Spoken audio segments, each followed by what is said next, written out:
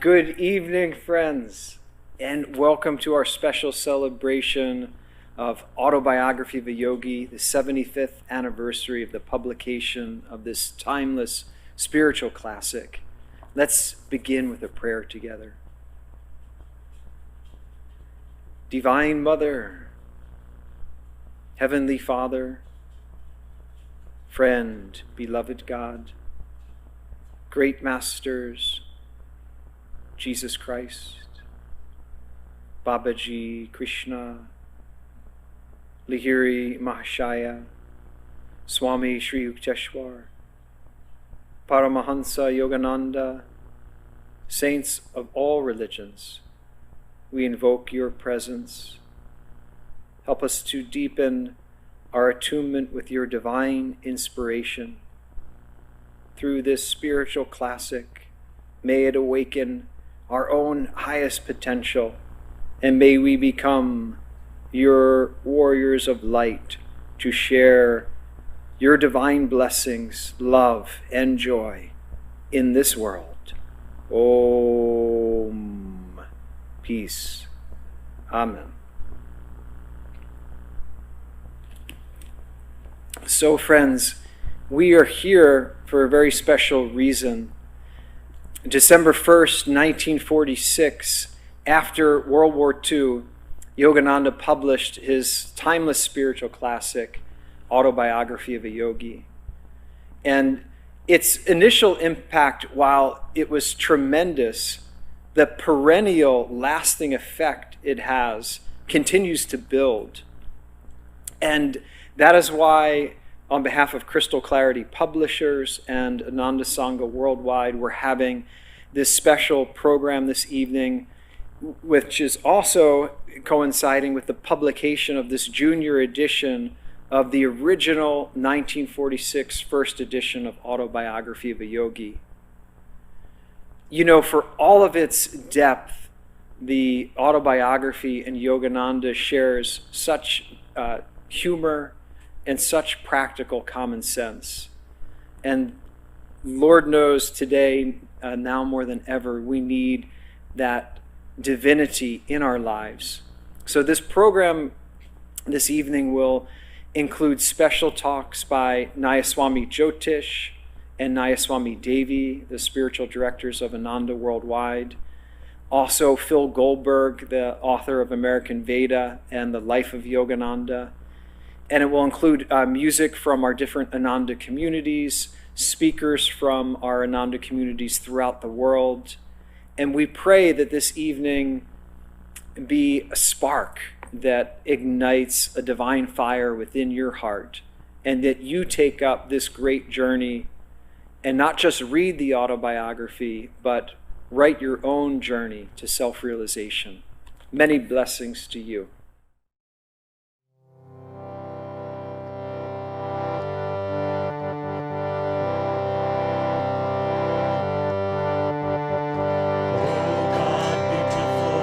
Oh God,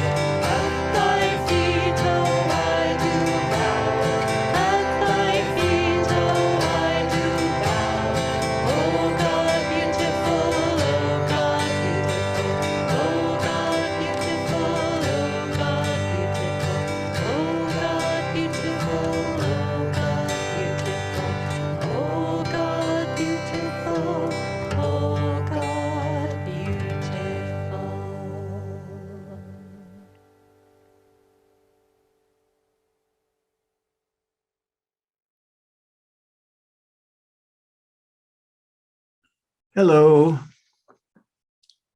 Thank you for inviting me to be a part of this wonderful celebration of all the books that helped turn American seekers like me toward the profound treasures of India.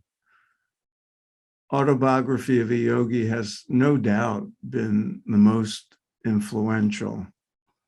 I still have the copy that I borrowed from somebody in 1970 and never returned. I can't remember who I borrowed it from, but if you're out there, if you're watching this, I apologize. And I want to assure you I'm doing everything I can to work off the karma of ripping off your book.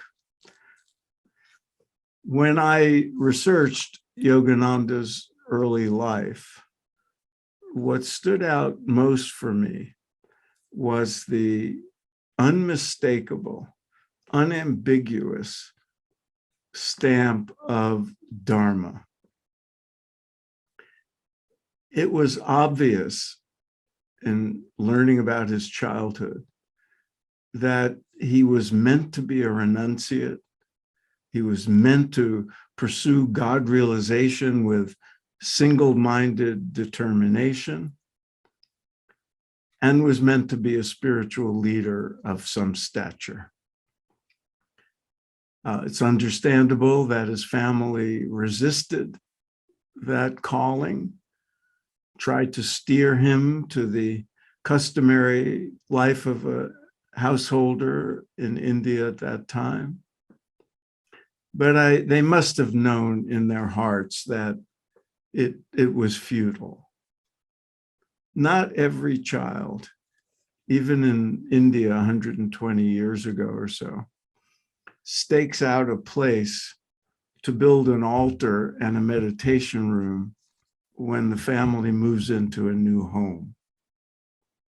Not every 8-year-old goes missing late at night and has his family chasing, looking everywhere for him, only to be found meditating for hours in a temple. And not every child has visionary and celestial experiences like he did. Not every 11-year-old runs away from home, not to join the circus, but to get to the Himalayas and find the guru he always knew he was destined to follow. And then when he's tracked down and brought home, tries again a few more times.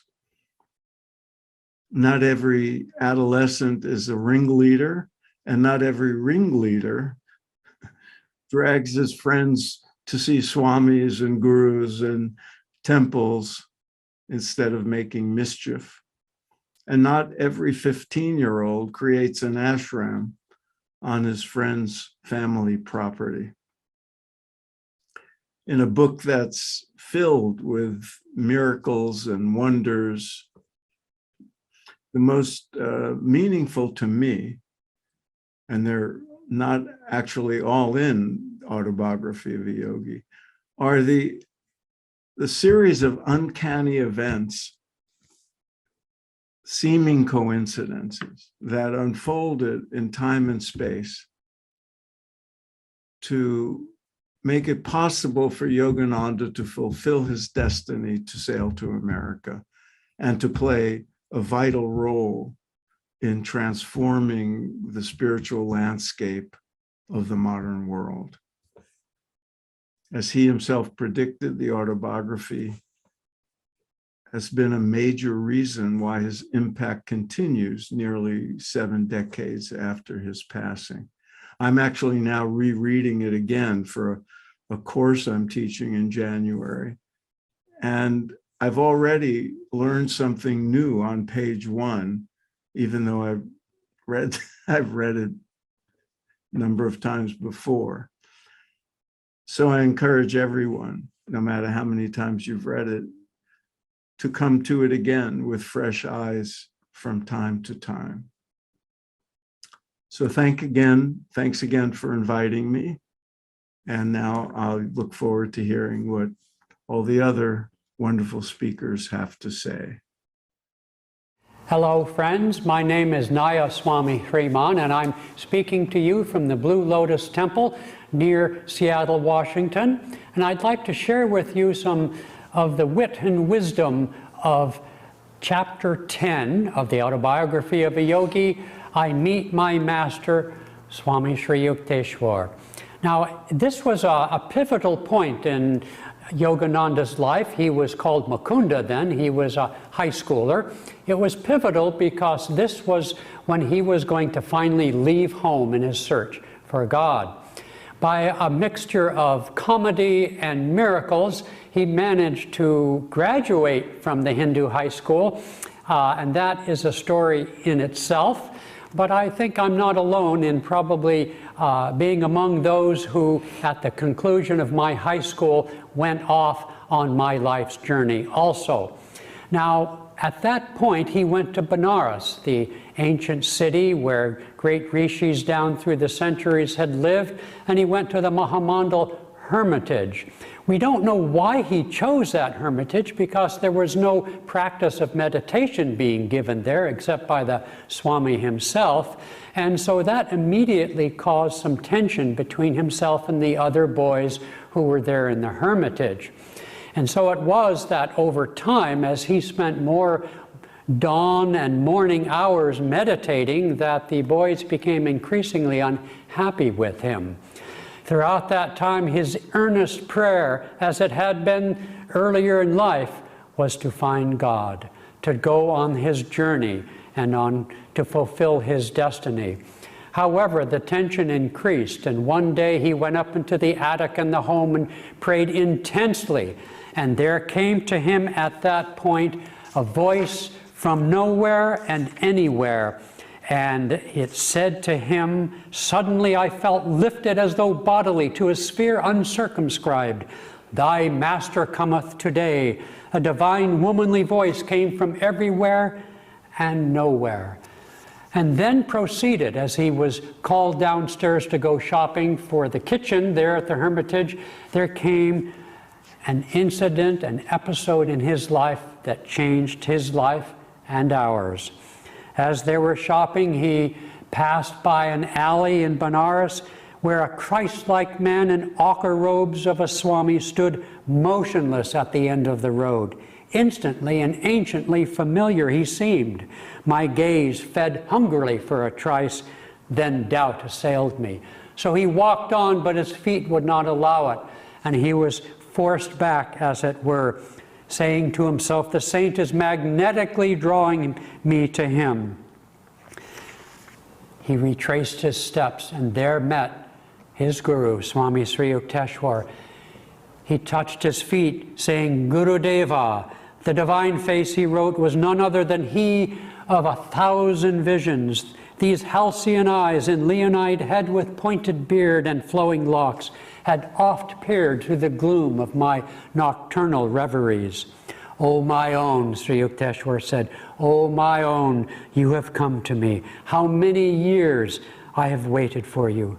We entered a oneness of silence. Later on in the evening, as they exchanged their eternal promise of divine love one to the other, and then had conversation in which Sri Yukteswar revealed he knew all of Yogananda's life. Finally, Sri Yukteswar said, "You should go back to Calcutta."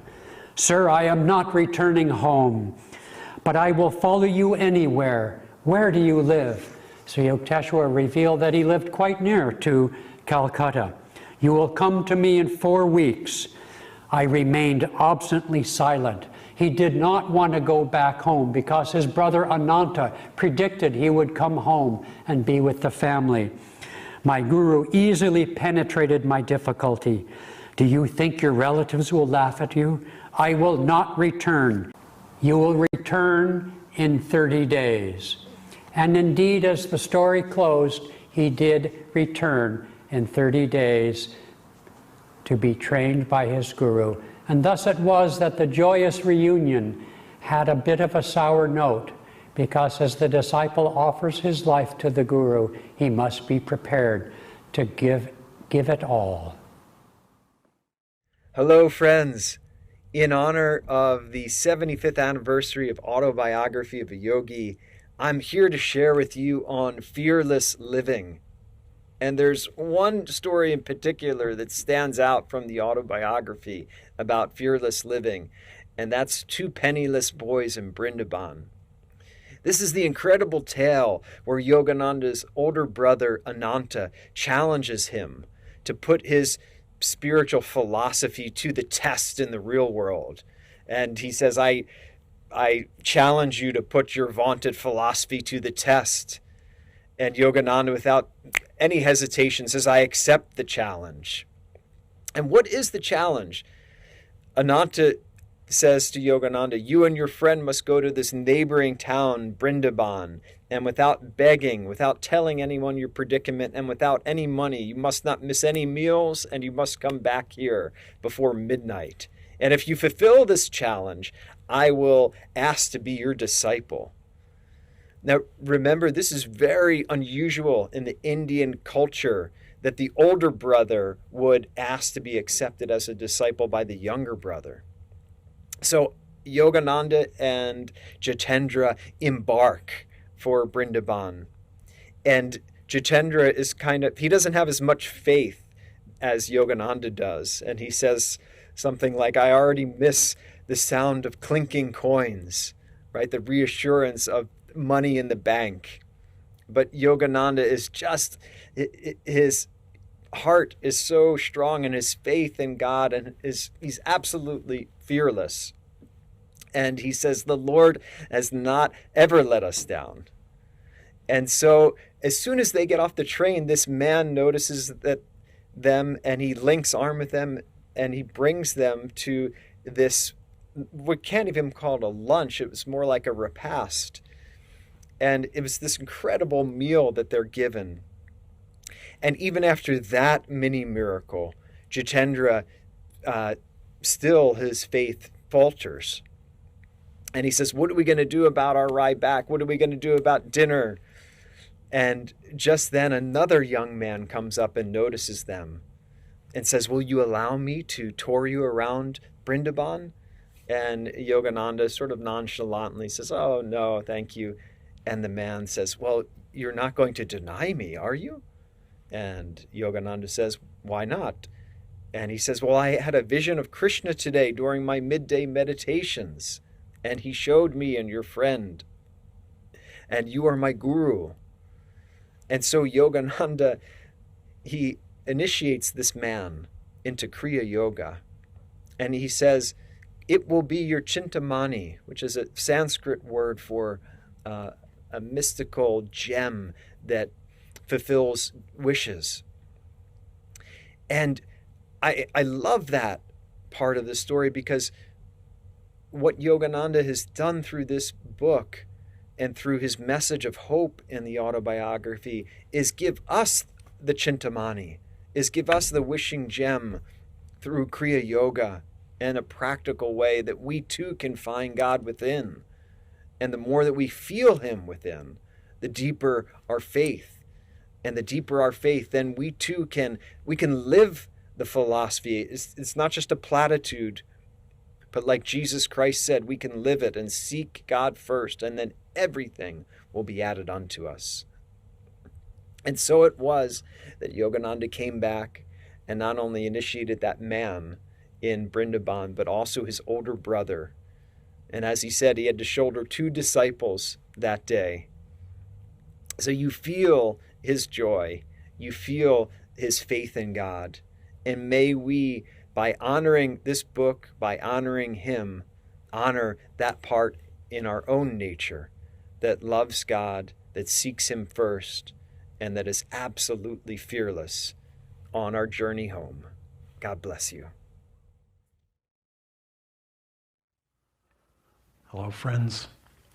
I have the blessing today of speaking about the chapter Years in My Master's Hermitage in Autobiography of a Yogi.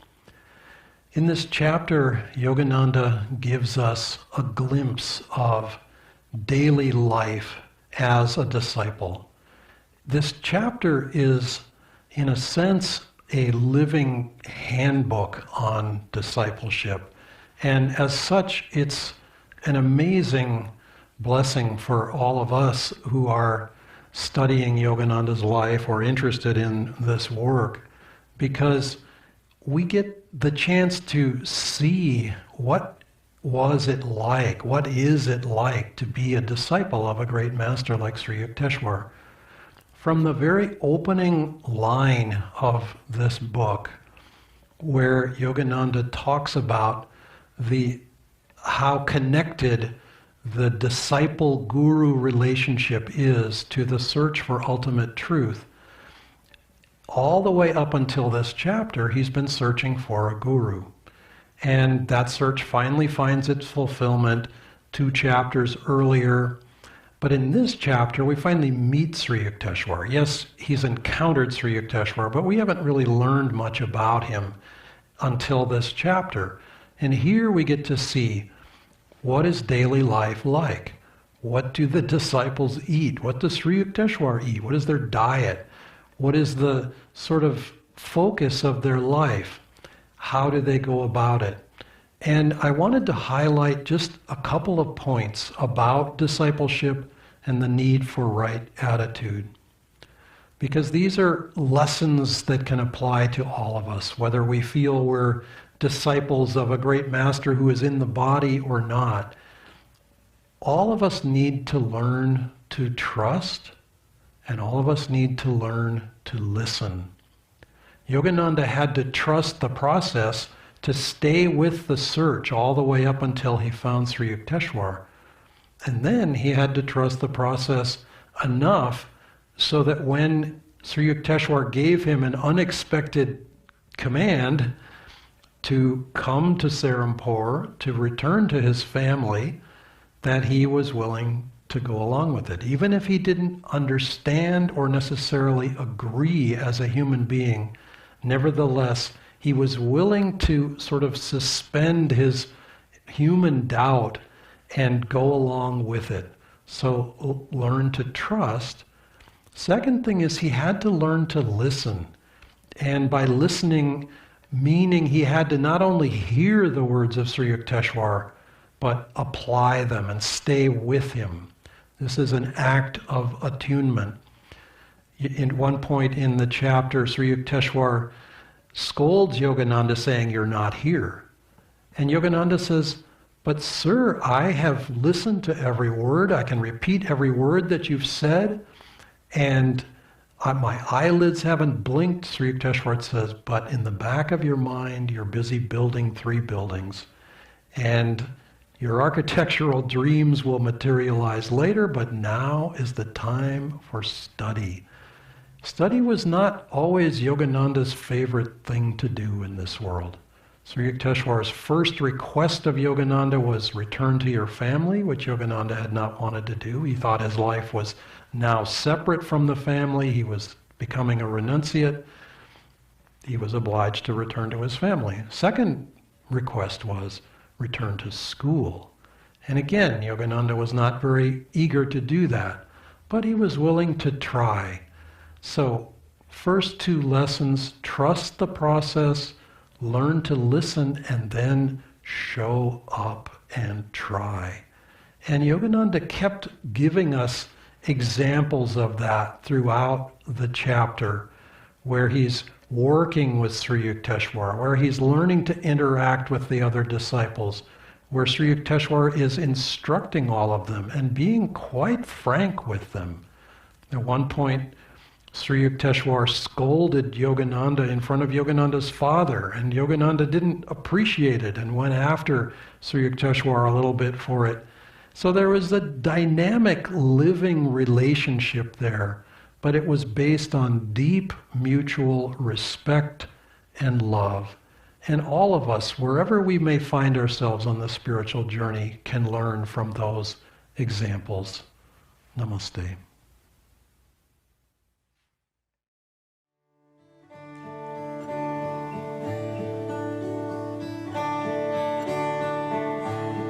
So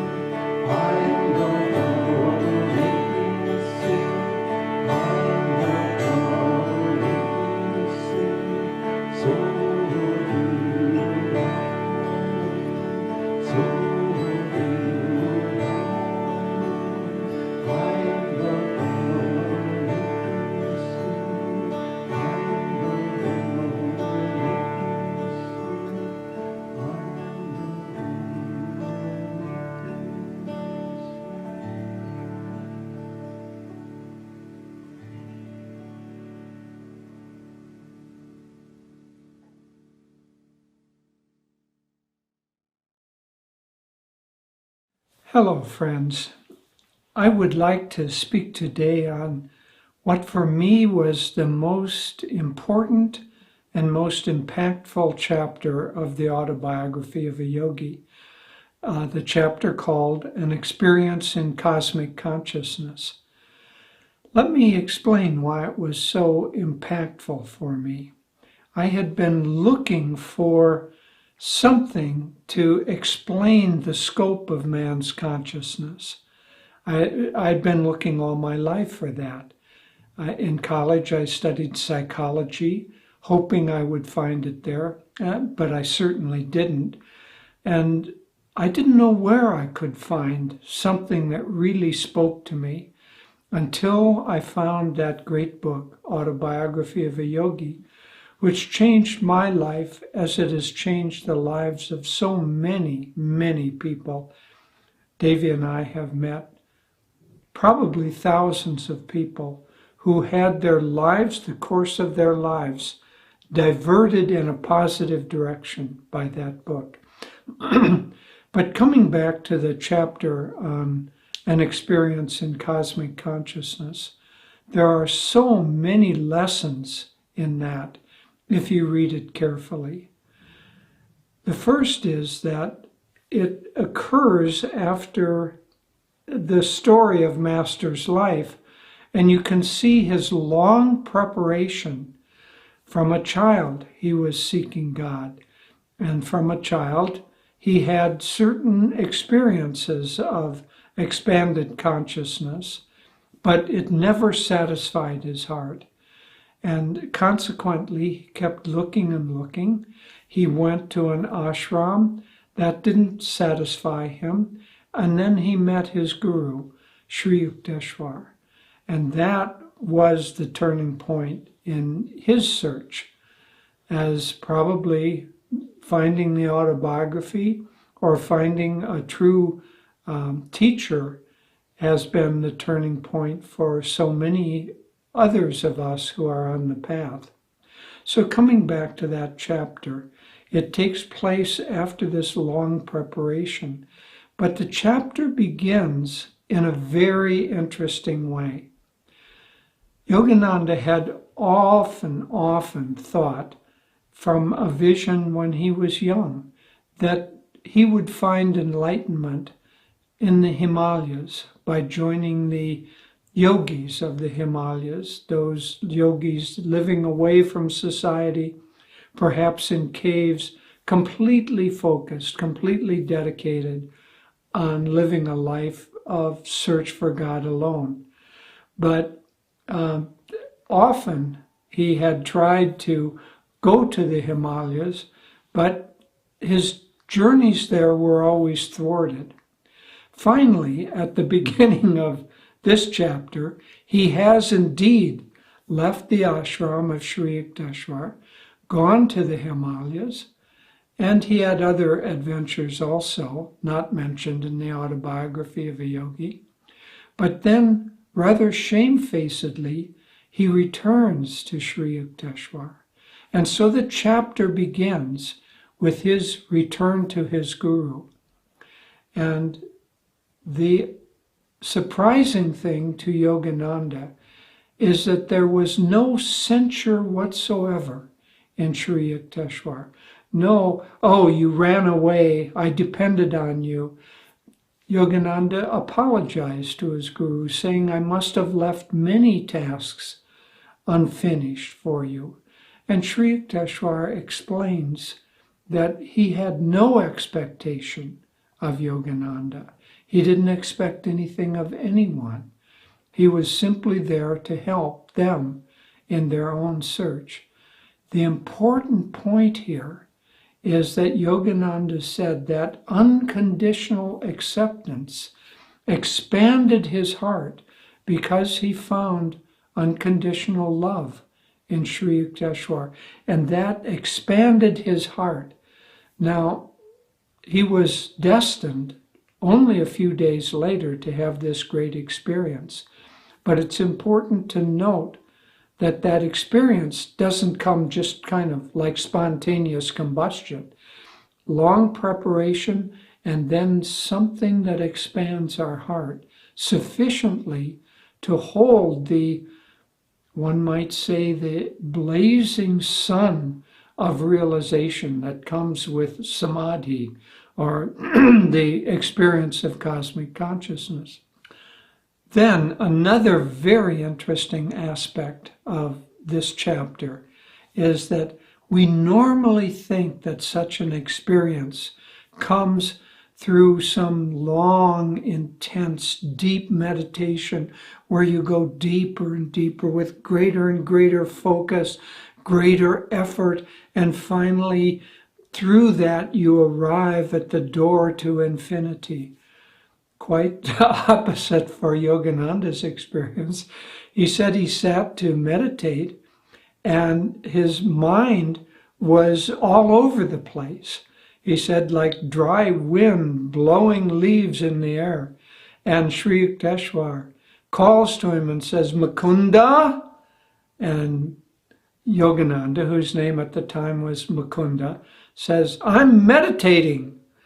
And Sri Yukteswar doesn't let him by with that. He says, Mukunda, I know how you're meditating. Come here. And so it's a humorous but important point that when we're ready, that experience is going to come to us. We don't need necessarily to go to it. And so Yogananda rather shamefacedly arrives, and his guru says, poor boy, the mountains will not give you what you seek. And Yogananda said he rarely, Sri Yukteswar rarely indulged in puzzles of this nature. And he wondered what his master was saying. And then he tapped him on the chest.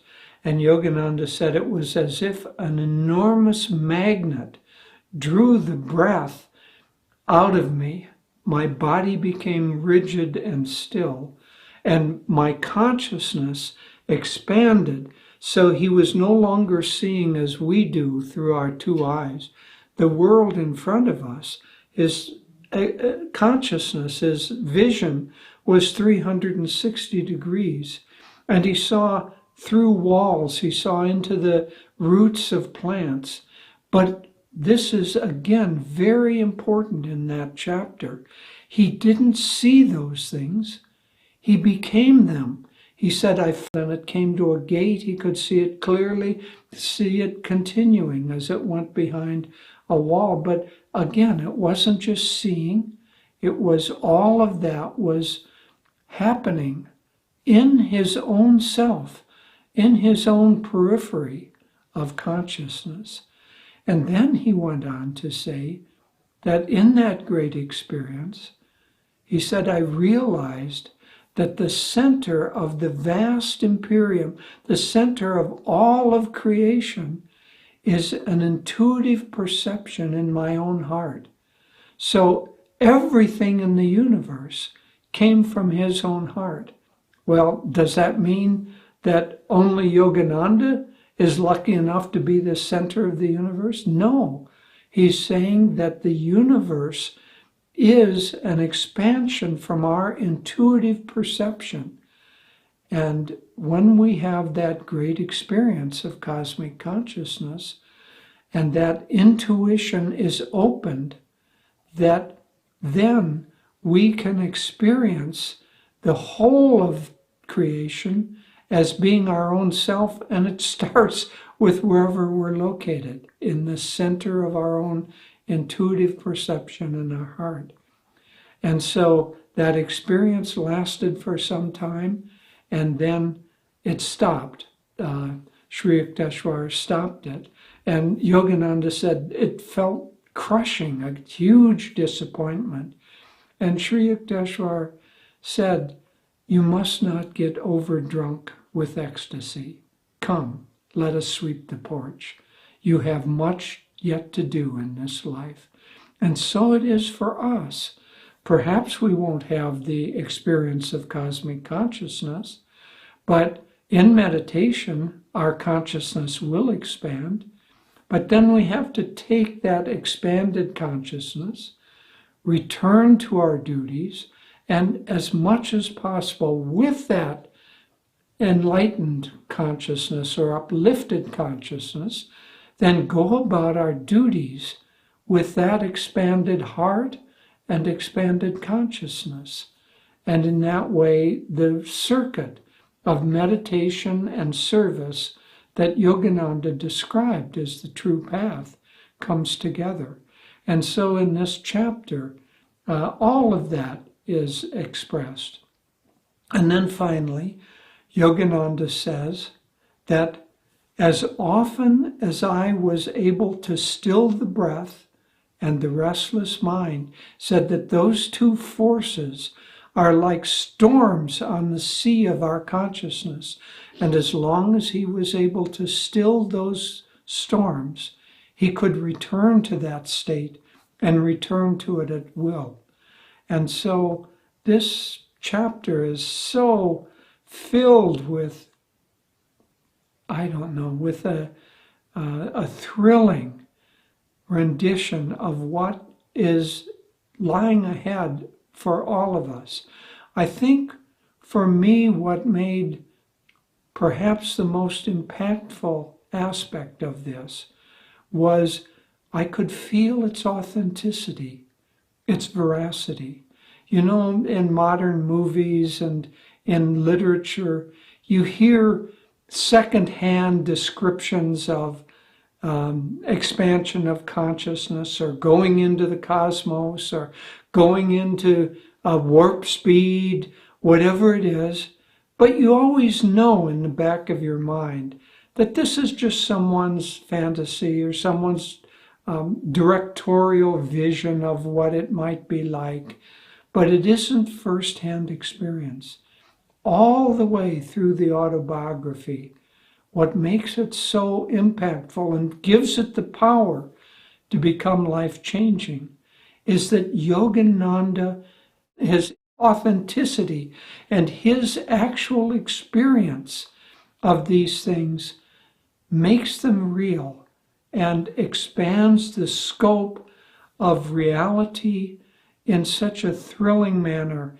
And as I say, for me personally, I had been searching for that my entire life, and finding the autobiography of a yogi, and especially this chapter, somehow eased something in my life.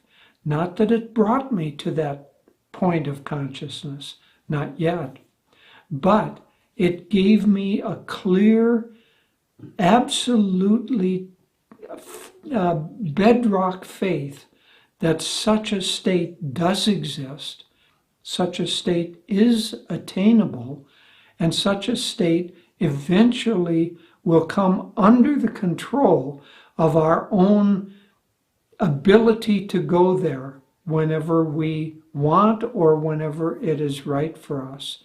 And so, while, as Sri Yukteswar said, we must not become overdrunk with ecstasy, the mere fact that we know without a shadow of a doubt that the state of ecstasy does exist, the expansion of consciousness, the becoming of everything in creation does exist, and that it is our destiny, gives us, if we choose it, a life direction and a support for any effort that we might make. God bless you all. I get to talk about one of my most favorite subjects, which is the law of karma. And the chapter is called Outwitting the Stars, and the subject, and it's almost all direct quotes from Sri Yukteswar, Yogananda's guru, he's explaining, not as a speculation, not as a maybe this is true, but as a direct perception from his state of consciousness that the idea that the planets are intimately involved in our destiny is simply a fact. that the moment that we're born is when he uses the word mathematically many times in talking about it. Mathematically, all the forces of the universe are aligned in such a way that this is going to be the exact moment to reflect, and this is the part that's so fantastic, the unalterable past and its probable effect on the future. And that's how Sri Yukteswar describes what your astrological chart is, the position of your planets, all of these facts that the ordinary person might have a certain interest in, but Sri Yukteswar puts down as absolute facts. Now, what he describes astrology is, he says it's the lawful means by which our own destiny is manifested on the material plane.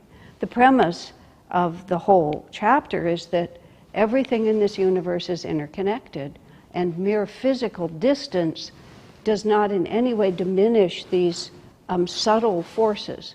But the other half of this chapter, which is so fascinating from the point of view of karma, first of all, it's Sri Yukteswar insisting that his disciple Yogananda get a particular bangle because the planets are going to be inauspicious. He needs to protect himself from this. Sri Yukteswar saying that the rishis know these shortcuts of precious metals and jewels that help us adjust to all these forces. But then the second part of the discussion is Yogananda folding his arms and saying he had never really believed in astrology or never really liked it because he saw so many people becoming slaves to their horoscopes. And then he tells about how he 3 times outwitted his horoscope. So it's both realities presented in exactly the same way, which is there are these forces that we have to acknowledge and accept. But then there's this one line that Sri Yukteswar has. But man has access to spiritual power which is greater than any other force in the universe. So it's a magnificent, here's reality, this is where we're starting. Everything in your life is because of what you did in the past, but nothing in your future is predetermined. The horoscope can tell you what could happen, what might happen, what will happen, unless we as devotees draw in the power of the universe, and then we bring a force that nothing is greater than the human will combined with the divine will. That's why it's called outwitting the stars. And he's not really just talking about bangles and jewels. What he's really talking about is the power that we have within us and the promise, the absolute promise that freedom is our true destiny and freedom will be ours. I love the way he puts it. Freed, all compulsions will be erased by the proper use of willpower combined with divine grace. Isn't that a wonderful bit of news for us to contemplate? Hello, friends. In the book Autobiography of a Yogi, there's a wonderful chapter on the science of Kriya Yoga, and it describes our unlimited potentials, the ability to uplift our consciousness, to expand it, to go into an infinite consciousness state, super consciousness, as Paramahansa Yoganandaji called it.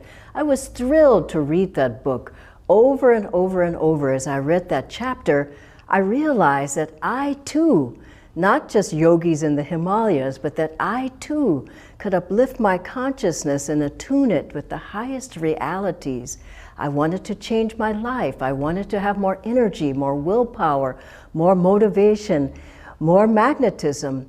And that book really motivated me to get up and do something about it, not just to read about it and talk about it, but to change my life, to change my habits, to change my attitudes.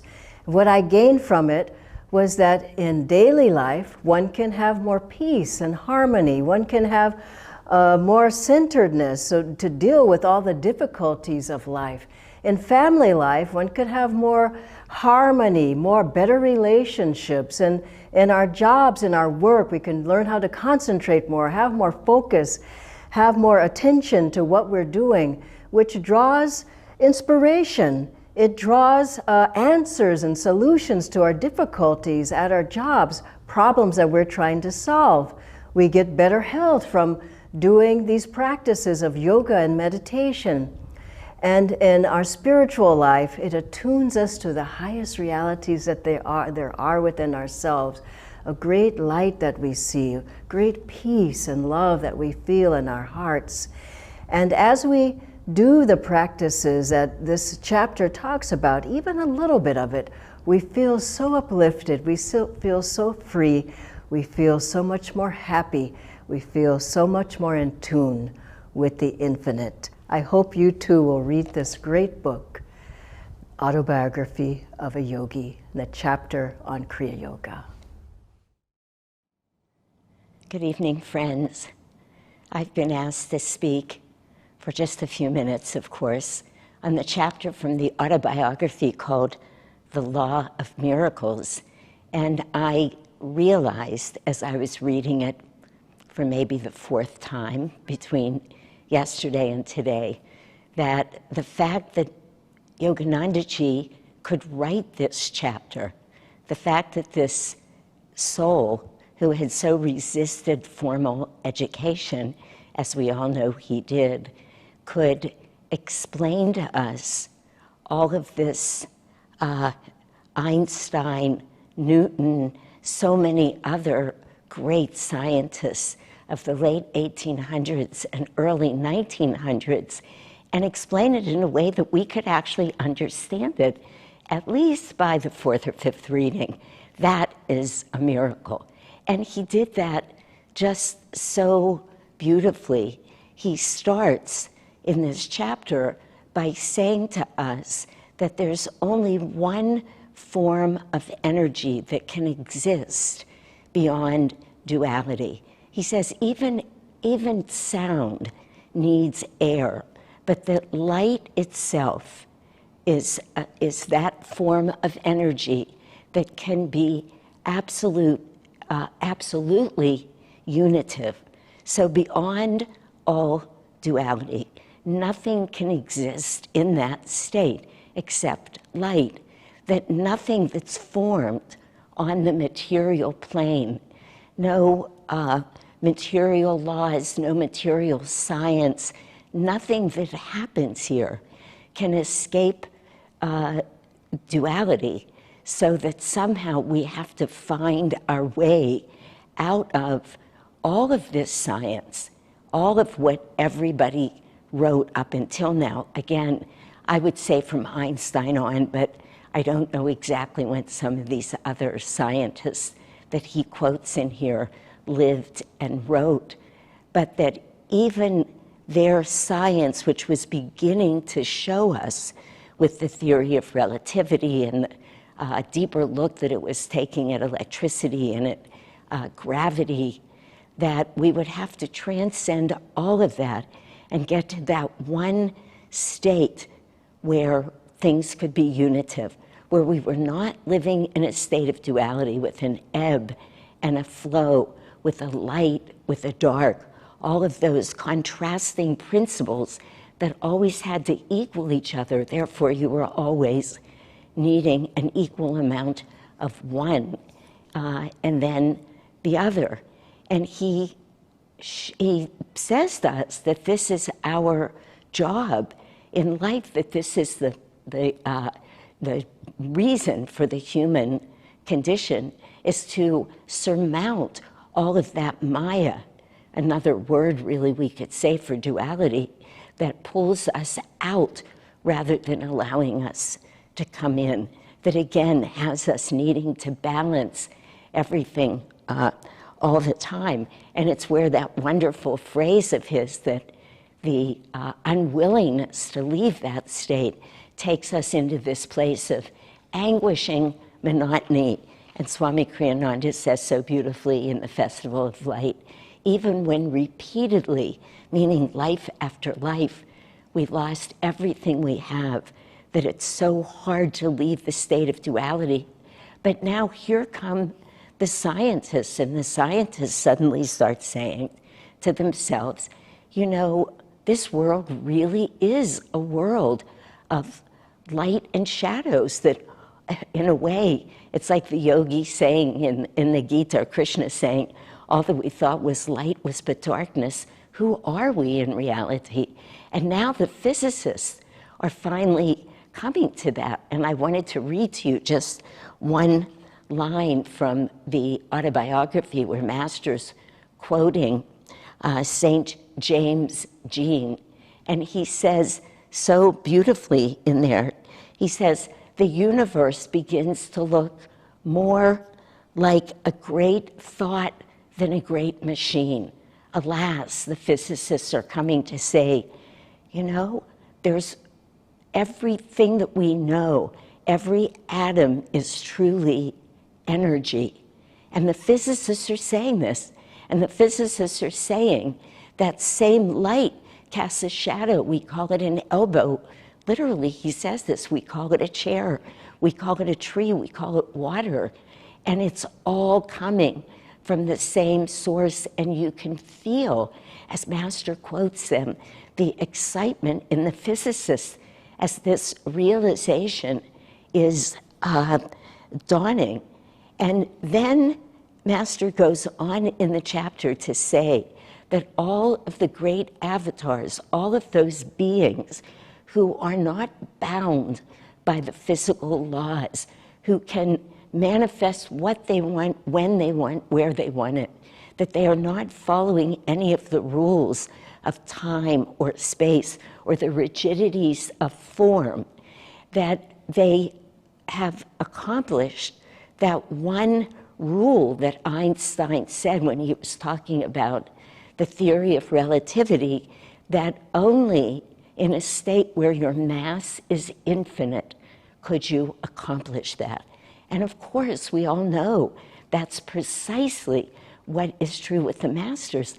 This is the law of miracles, that energy can neither be created nor destroyed, but it can always be transformed, because to these great masters, it's all one great source of light. And they can turn that light into a human being, into their bodies after they've left their bodies, into a forest, into a running creek. It doesn't matter to them. There's no difference, because they're simply taking the great source of light and manifesting that same essence in different forms.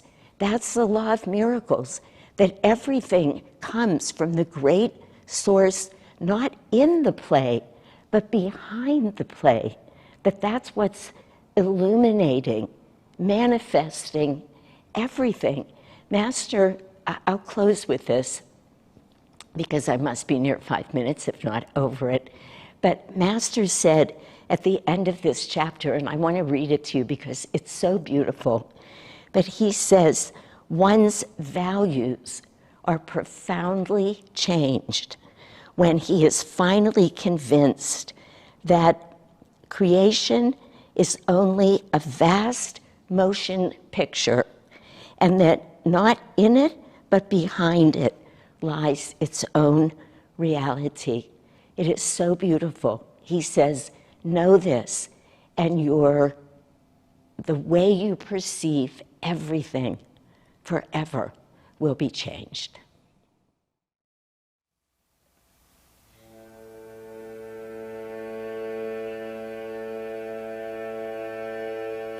Thou art my life, thou art my love, thou art the sweetness which I do seek. Thou art my life, thou art my love, thou art the sweetness which I do seek. In the thought by my love brought, in the thought by my love brought, I taste thy name, so sweet, so sweet. Devotee knows how sweet you are. Devotee knows how sweet you are.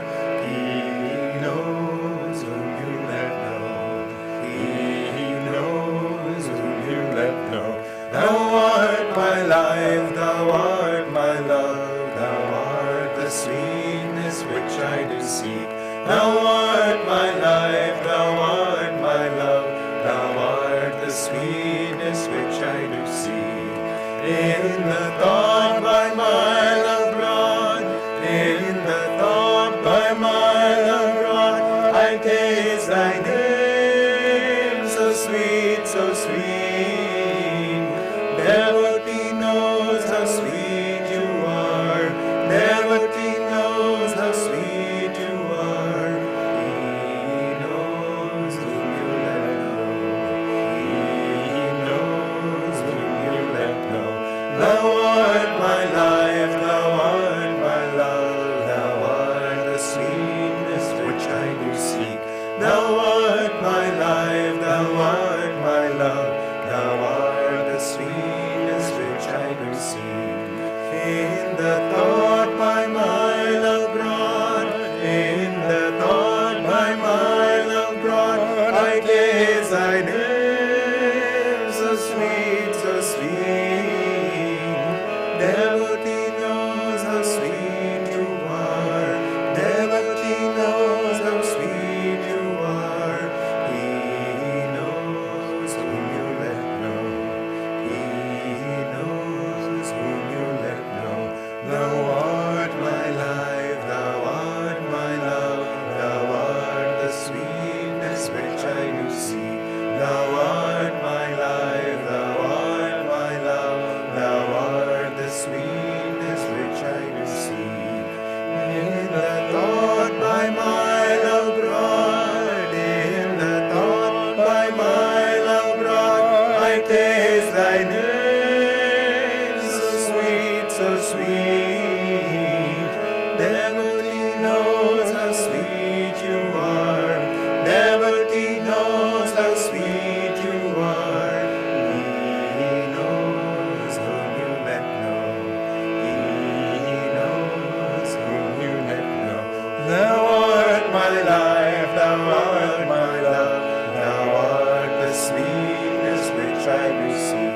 Thou art my life, thou art my love, thou art the sweetness which I do seek. In the thought by my love brought, in the thought by my love brought, I taste thy name, so sweet, so sweet. Devotee knows how sweet you are, devotee knows how sweet you are. He knows whom you let know, he knows whom you let know. Thou art my life, thou art my love, thou art the sweetness which I do seek. Thou art my life, thou art my love, thou art the sweetness which I do seek. In the thought by my love brought, in the thought by my love brought, I taste thy name, so sweet, so sweet.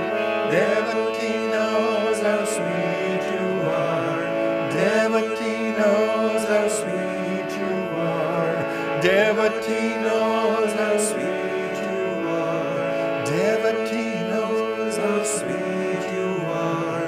He knows whom you let know, he knows whom you let know, he knows whom you let know, he knows whom you let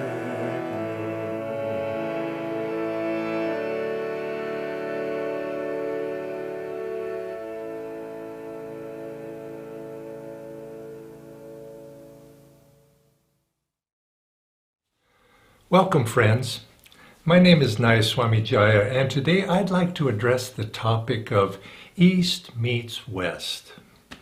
When we read the autobiography of a yogi, we come to that chapter where Paramahansa Yogananda embarks for America in 1920 to begin his worldwide mission. And at that moment, Yoganandaji is a little bit nervous, and he asks himself, am I going to be immersed in the worldliness of the West and be drowned in materialism? And he goes to his home at 4 Garpar Road in Calcutta, and he puts himself in one room and he begins to pray very, very earnestly, praying for guidance and praying to Babaji that he be blessed in this mission he's about to undertake to the West. After hours go by of intense prayer, there's a knock on the door, and Yogananda answers the knock, opens the door, and there before him stands Babaji, who has come in to give him his blessings on the mission that Yogananda is about to undertake. And he tells him something, and I'd like to read this quote that he prophesizes, Babaji does. Babaji says, Kriya Yoga, the scientific technique of God realization, will ultimately spread in all lands and aid in harmonizing the nations through man's personal, transcendental perception of the infinite Father. And in the 100 years since then, I think we've seen that this prophecy has come true. But there is a second prophecy I would like to read also, and this one is when Babaji appears to Yoganandaji's guru, Sri Yukteswar, at the Kumbh Mela in 1894. At that time, Babaji tells Sri Yukteswar, you, Swamiji, meaning Sri Yukteswar, have a part to play in the coming harmonious exchange between Orient and Occident. Some years hence I shall send you a disciple whom you can train for yoga dissemination in the West. The vibrations there of many spiritually seeking souls come flood-like to me. I perceive potential saints in America and Europe waiting to be awakened. And it was Yogananda's destiny to fulfill also that prophecy of taking the teachings of the East to the West. And this was a critical aspect of Yogananda's mission, to bring about the harmony of East and West. And as he stated it, to blend or to harmonize the material efficiency of the West with the spiritual efficiency of the East. Each was lacking, and each needed to have that which the other possessed in order to bring about a prosperous, both materially and spiritually, future. And so Yogananda undertook this, and this is one of the aspects underneath his mission going to the West.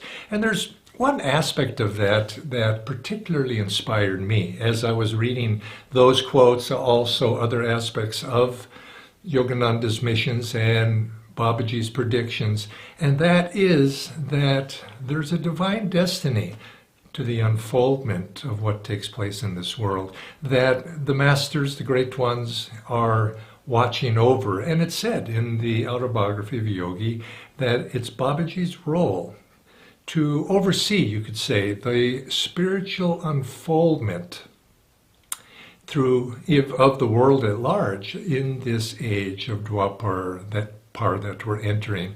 And so to my mind, in the sense when we look about the world and we see confusion, we see the rise of nihilism, the chaos perhaps in this day and age, it gives me comfort to know that behind it all, there's a divine destiny that is taking us on an upward path toward greater awareness.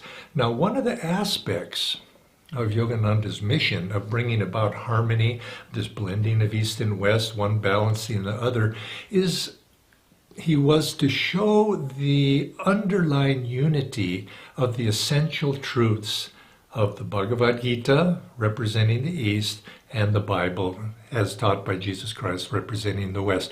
To show that underneath the surface of religion, in those two scriptures, there's deep truths that are in unity with one another, that are Sanatan Dharma, that eternal religion that is true no matter what the time and age.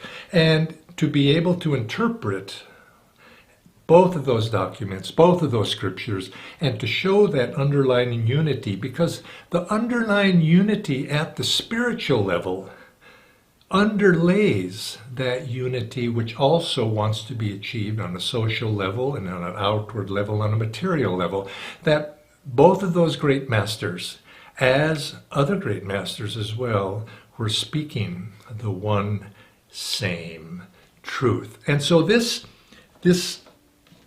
position that Yogananda took of digging deep, diving deep into the scriptures, brought out in both of them those essential truths that is captured in them. Now, he always emphasized that there was a proper place for outward religion, outward expression, but outward expression alone is not enough. It must be based on something deeper, and that deeper need is for direct experience, direct communion with God. This forms the foundation of all religion, that we ourselves as individual souls find communion with the Lord. And this is the essential need for society as a whole. All the troubles of society that we see in today's world, all the trouble that we have individually within ourselves, the true cure is God contact. The true cure is oneness with God. And for that, Yogananda also brought the tools of Kriya Yoga, East and West, giving us that tool to be able to allow us to experience for ourselves the truth of those two scriptures, the Bible and the Bhagavad Gita, and also all true world scriptures. Joy to you. Greetings, everyone. My name is Nayaswami Padma, and I've been asked to speak on this very special occasion of the 75th anniversary of the Autobiography of a Yogi about chapter 35, The Christ-like Life of Lahiri Mahashai. And the topic is the balanced householder. Well, in this chapter, Yogananda refers to Lahiri Mahashai as the ideal householder. And I remember once years ago, there was somebody speaking with Swami Kriyananda. He was a householder, this person was, and he had a little bit of entitlement in his voice when he referred to the fact that he was a householder just as Lahiri Mahashai had been a householder. And Swamiji responded and said, when your spouse is looking for you and you find yourself levitating at the ceiling of the room, that's when we can actually say that we are householders, as Lahiri Mahashai was a householder. In other words, Lahiri was an avatar, and he was in full cosmic consciousness. He had been born consciously into this lifetime as an avatar. And so we have a lot of work to do. Granted, with God's grace, it can go quickly, but we have a lot of work to do, self-discipline, in order to truly become a householder the way he was a householder. He was considered as having lived a balanced life because he worked as an accountant, he was a husband, he was a parent of 2 sons, and he had a great deal of interest, it says in this chapter, in study, in education. And so he founded study groups, and also he was instrumental in the growth of a very large high school in Benares at that time. So he was active in the social network of his time as well. But he was a Yogavatar. That is to say, he was an avatar of yoga, meaning Raja Yoga. He used to say when people would come to him with their problems, solve all problems in meditation. And Yogananda said that Lahiri Mahashai spiritually elevated the society of his time. And I appreciated that. You know, we have a word that we use often in spiritual circles, not just Ananda, when we talk about spiritualizing daily life. Well, I think Lahiri Mahashai founded that concept in the perfect balanced life he led and the way he uplifted the consciousness of society in that time. And so, how do we live the balanced householder life? I know I've been at it for a long time now, 44 years of marriage and 50 years on this path. And what I've come to understand that it's not about finding the balance between work and family. It's about finding the balance with our outer lives and our inner lives. And at Ananda Village and all the Ananda communities that Swami Kriyananda founded, we have the blessing of having householders, monks, and nuns in all of our communities. And it's a very perfect opportunity. You see, the world does not support the balanced life, period. What to speak of the balanced life of the householder. But when we live in a community with others of like mind and all of us are trying to renounce on the inside everything that is around us, that is to say, be detached from everything that is around us, regardless of the fact of whether we're a householder or a monk or a nun. So, joy to you and many blessings in living and emanating the balanced life that's offered in Autobiography of a Yogi. Yeah.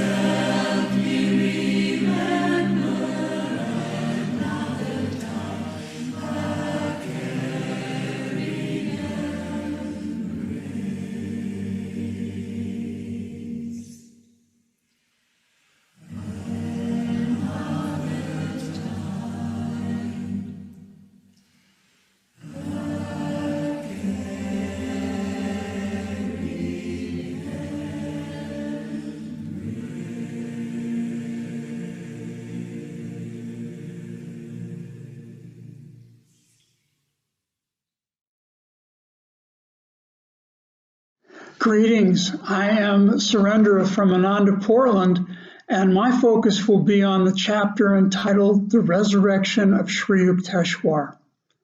Being raised Catholic, the only resurrection I ever heard about growing up was that of Jesus Christ, nor did anyone in the church speak of karma or reincarnation. There were only two places open to me when I died, one of which was clearly to be avoided, and the other, which frankly never seemed very appealing either as a destination for eternity, mostly just clouds and people in white gowns playing a harp. So the resurrection of Sri Yukteswar was absolutely thrilling to read about, and yet that doesn't begin to say enough. As Sri Yukteswar tells Yogananda, when communion with God is achieved, resurrection becomes a natural ability. I thought, wow, who wouldn't want to do the inner work to make that possible? This chapter comes toward the end of the book, and by then many other miraculous events have occurred, paving the way for this long and detailed description of what awaits us on the other side, especially as we are getting close to our soul's freedom. Movie makers have imagined the astral plane in fictional sorts of ways, but here we have a self-realized master giving us an actual first-hand account. And for us who labor on earth with all of its limitations, these visions of astral beauty and the lightness of being awaken a longing or perhaps even ancient memories that stir us to the depths of our soul. Sri Yukteswar also gives us vivid insights into the three levels of the soul's containment: the gross physical body and its five senses that we must presently contend with, the subtle astral body made of lifetrons, which enables each being to navigate and create by means of consciousness and intuitional feeling. And finally, the causal body, in which we dwell in the blissful realm of ideas. As we purify the soul of its karmic baggage, these higher states become our greater reality until we ultimately attain the infinite. You just don't get an education like that from any Western university or Bible study curriculum. And what could be more crucial to the purpose and meaning of our lives?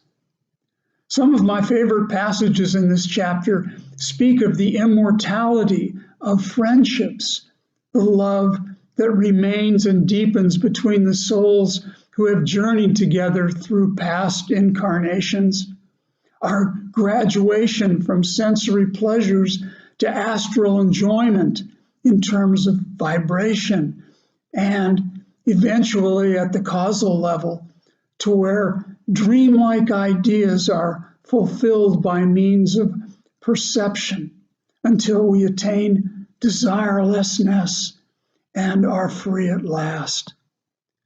Sri Yukteswar tells Yogananda whatever a human being can do in fancy, a causal being can do in reality. At the end of this chapter, Yogananda, who has sorrowed that he was not present at Sri Yukteswar's passing, sees that sorrow lifted in the realization of his guru's ever-existence and accessibility. After 2 glorious hours, Sri Yukteswar leaves him with this decree: Yogananda, tell all. Tell all, that is, of this wondrous destiny that awaits. And that, in this brilliant book, is precisely what Yogananda has done. Hello, friends. It's such a joy to be part of this day of celebrating the 75th anniversary of the publishing of Paramahansa Yogananda's great spiritual masterpiece, Autobiography of a Yogi. As we said 75 years ago, December 1946. And interestingly, many of the founding members of Ananda were also born in that month. I myself was, December 1946. And it's as though Master's book, Autobiography, sent out a great soul call to his children everywhere and said, now is the time to incarnate. I'm going to need all the devotees to come and launch this great movement of enlightenment. Many speakers have spoken already throughout the day. Now we come to the last chapters of Autobiography, in which he really makes it clear that this book is more than a printed words on a printed page.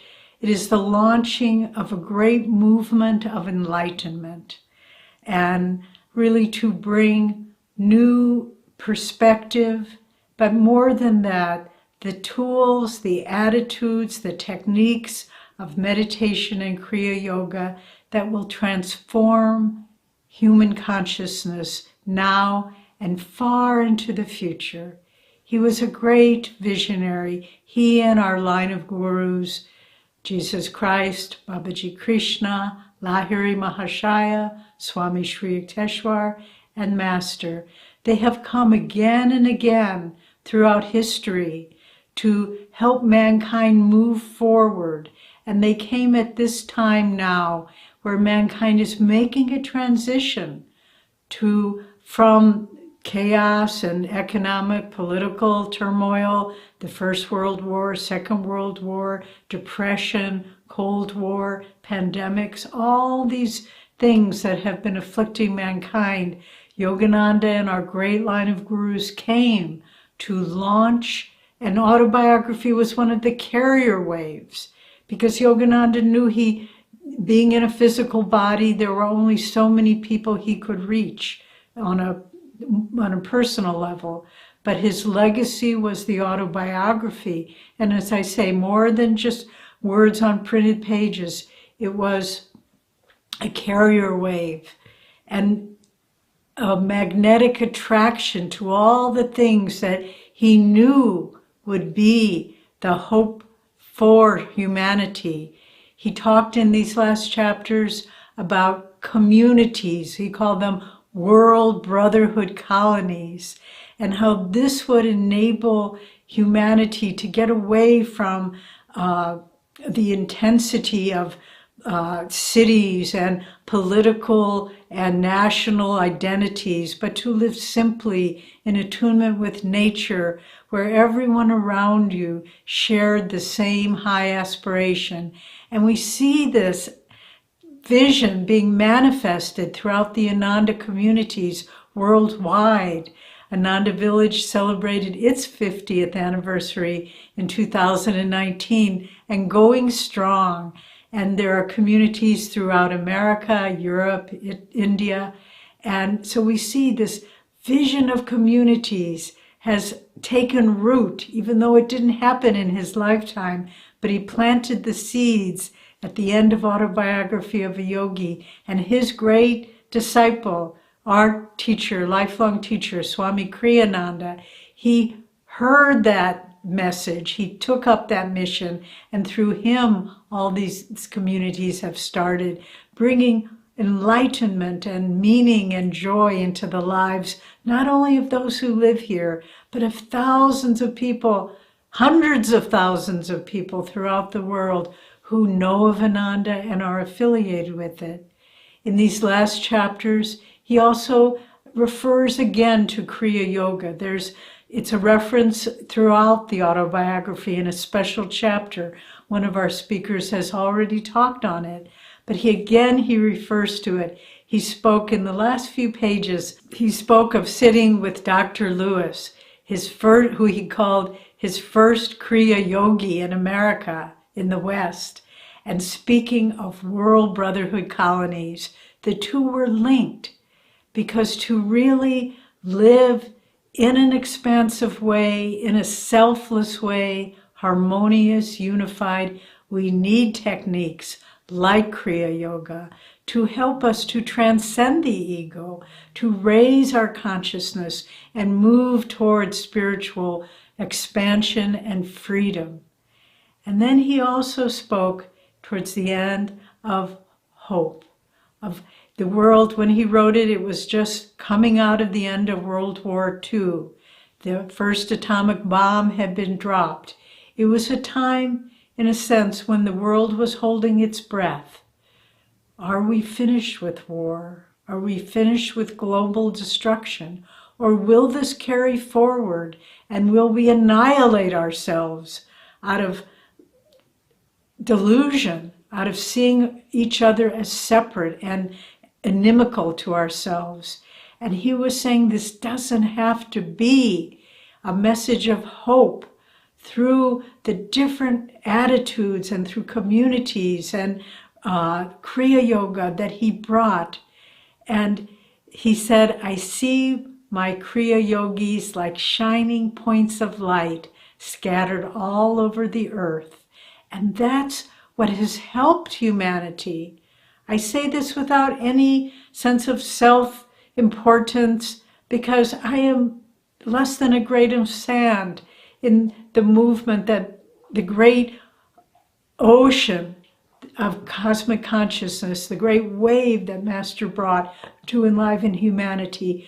But those of us who are practicing his techniques, who are living Kriya Yoga in our daily life and practicing it in meditation, we are sparks of his light that are helping to bring humanity to a new level of harmony and peace.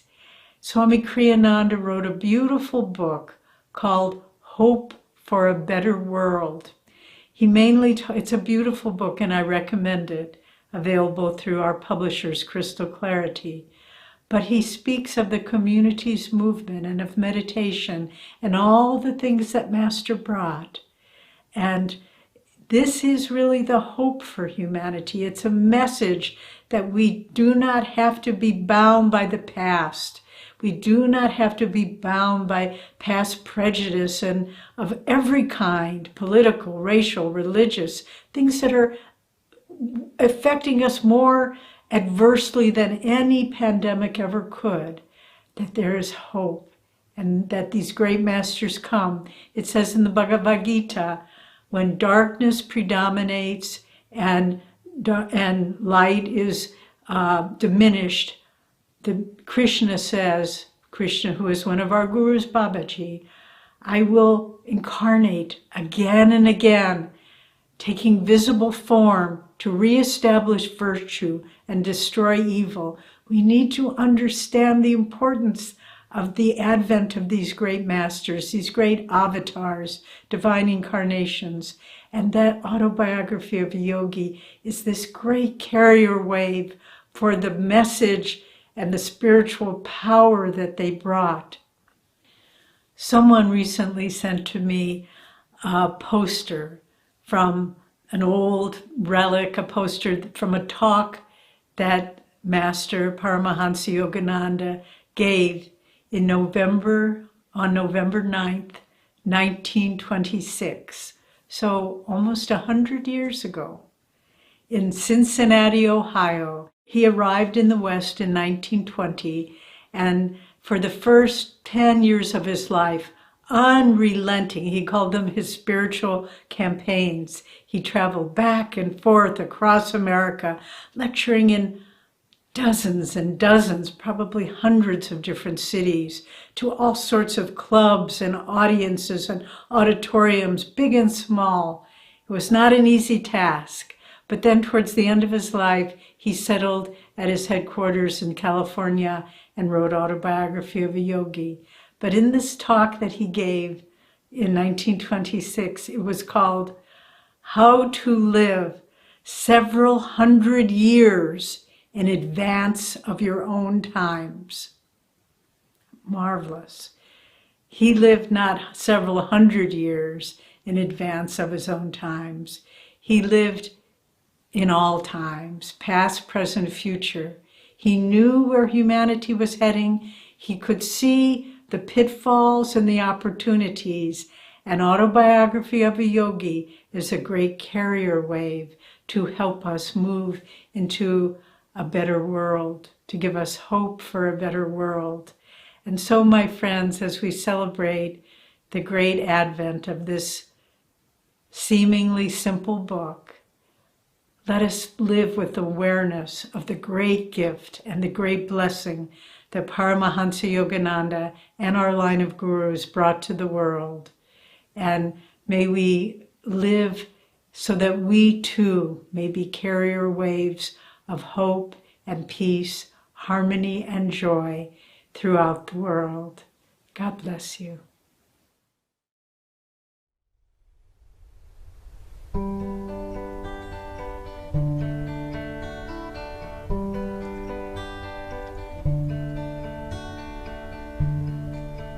Keep calling him, keep calling him, keep calling him. Whether he replies or not, keep calling him. In the temple of unceasing prayer, believe that he's approaching there, and call to him, keep calling him. Thou dost know I'm praying, Lord, you know I love no other. I'll speak not, nor ask when, to expect from you an answer. You know my heart. I'll call to thee again.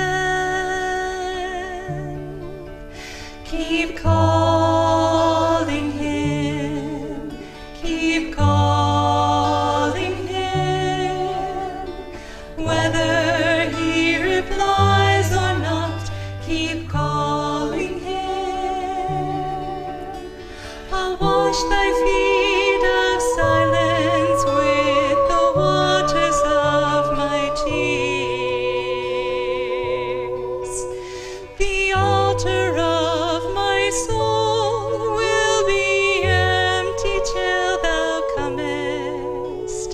I'll wait for thee, no matter days or years. Keep calling him, keep calling him. Whether he replies or not, keep calling him. In the center of my heart, I have a mystic throne for thee. The candles of my joys are dimly burning now in hope, awaiting thy coming, though it be eternity.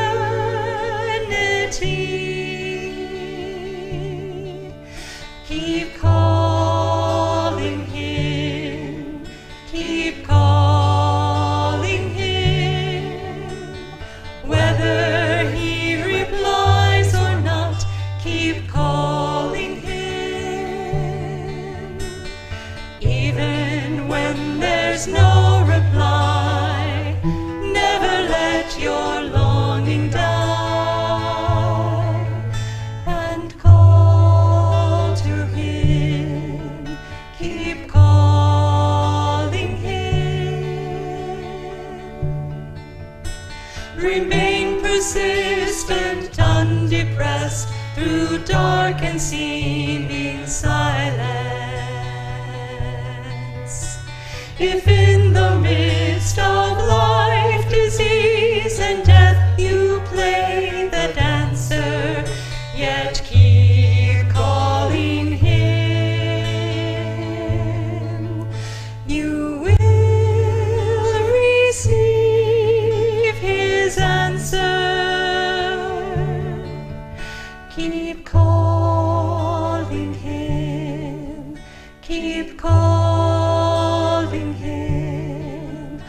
keep calling him.